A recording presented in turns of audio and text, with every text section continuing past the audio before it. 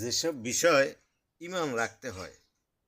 আল্লাহ তাআলার উপর ঈমান বলতে মৌখিকভাবে তিনটি বিষয় বিশ্বাস করা ও মেনে নেওয়াকে বোঝায়, যথা আল্লাহর সত্তা ও তার অস্তিত্ব বিশ্বাস করা, হ আল্লাহর সিফত অর্থাৎ তার গুণাবলীতে বিশ্বাস করা,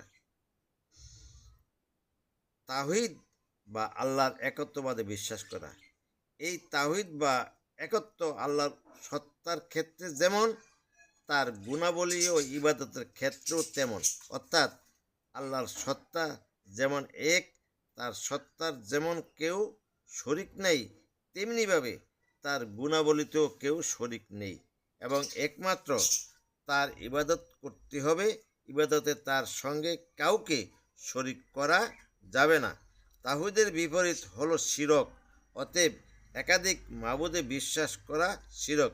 যেমন অগ্নিপূজা সম্প্রদায় কল্যাণের মাবুদ হিসাবে ইয়াদান এবং অকল্যাণের মাবুদ হিসাবে আহরামান কেউ বিশ্বাস করে।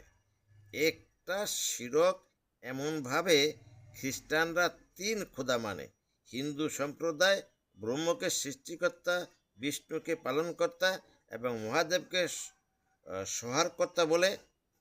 এভাবে তারা একাধিক ভগবানে বিশ্বাসী। এছাড়া তারা বহু দেবদেবীতে বিশ্বাস করে। এটা শিরক।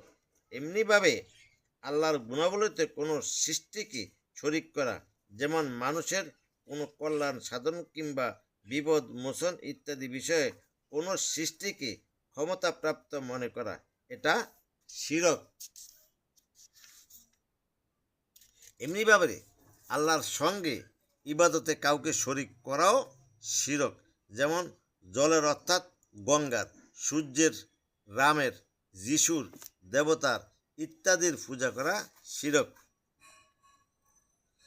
ফেরেশতা সম্বন্ধে এই বিশ্বাস রাখতে হবে যে আল্লাহ এক প্রকার নূরের মাকলুক সৃষ্টি করেছেন, যার পুরুষও নন নারীও নন, যারা কাম, ক্রোধ, লোভ ইত্যাদি রিপু থেকে মুক্ত, যারা নিষ্পাপ, আল্লাহর আদেশে বিন্দুমাত্র ব্যতিক্রম তারা করেন না, তারা বিভিন্ন প্রকার ধারণ করতে পারেন, তারা সংখ্যায় অনেক।